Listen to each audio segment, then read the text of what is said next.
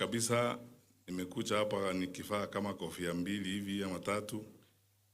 Ni execute ya kwanza ambayo ni rais kwa niaba ya Jubilee Party, sababu tulikuwa the other day tulienda kumwona Mheshimiwa Chamle Kamau na national leadership ya Jubilee.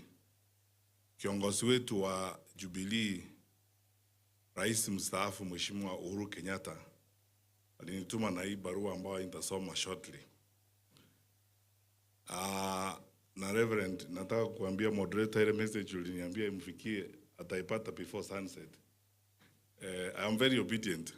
Pili, niko na wenza chama cha Jubilee. Mko hapa msimame tu hivi Kiambu pande hii, na huyu Deputy Secretary General wetu Mheshimiwa Zaki Kinuthia ambaye anatoka hapa. Lakini pia kuna mzee wa Kazi, Vice Chairman wetu Mheshimiwa David Murathe ambaye ako pande hiyo. Asante sana Mheshimiwa Eric Changanya pia kutoka Nairobi, viongozi wetu kutoka Nairobi ambao wameandamana na sisi kutoka pande ile na wengine pale. Asante sana, tafadhali salimieni kutoka Murang'a. Hawa ni viongozi wetu wa Jubilee kutoka Murang'a. Asante sana.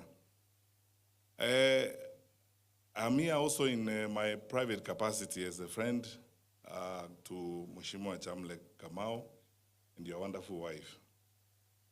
Unajua, I'm trying to learn something about this life politics. Ingine unachanganya maneno ambayo sielewi. We know we are good friends.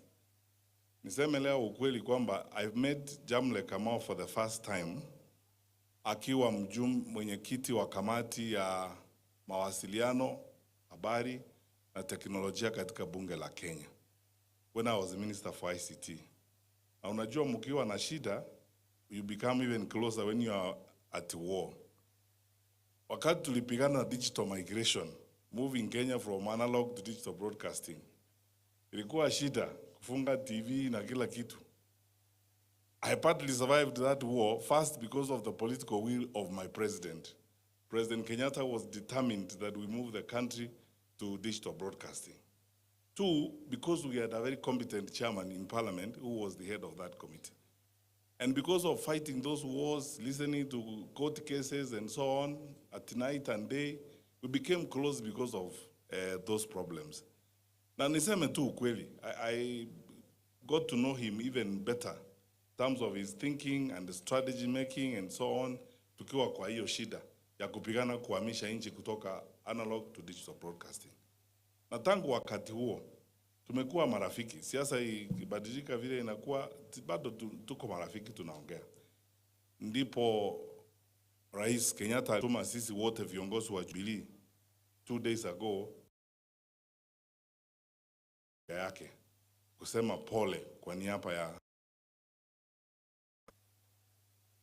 wenzangu. Wamezungumza hapa viongozi, ndugu zangu, Mheshimiwa my sister Mother Karua, my brother Tuju, and my other sister Cecily, we served in cabinet together.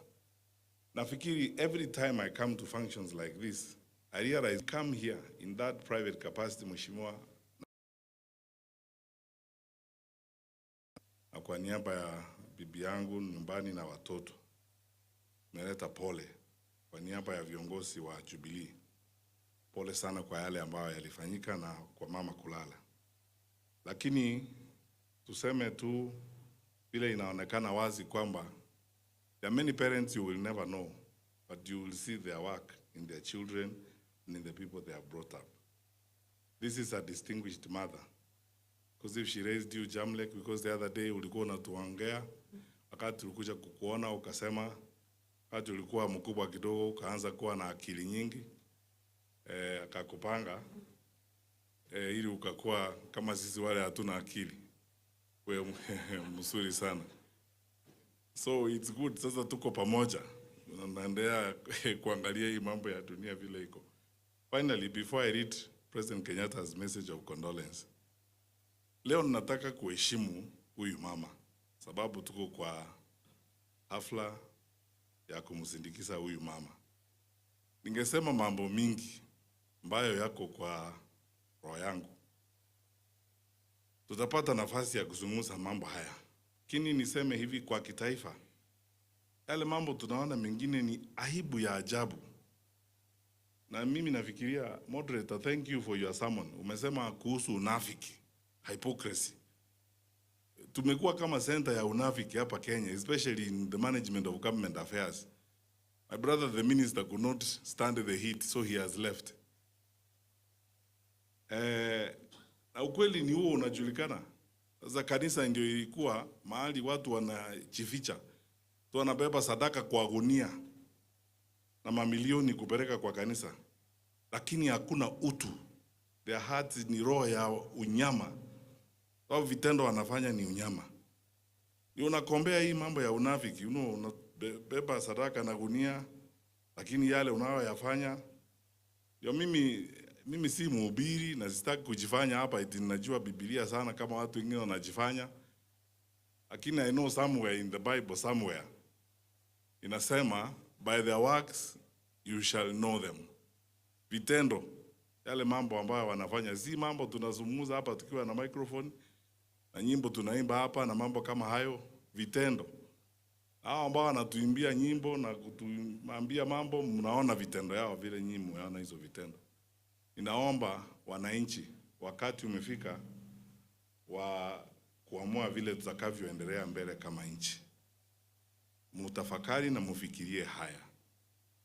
We have an opportunity in a lifetime, in a generation. The generations that come after us are going to ask us a question. What did you do when your country was in danger?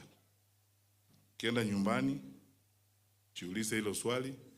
Majibu mengine imetolewa na hawa ndugu zangu, na sisi tutaendelea kumuomba Mwenyezi Mungu.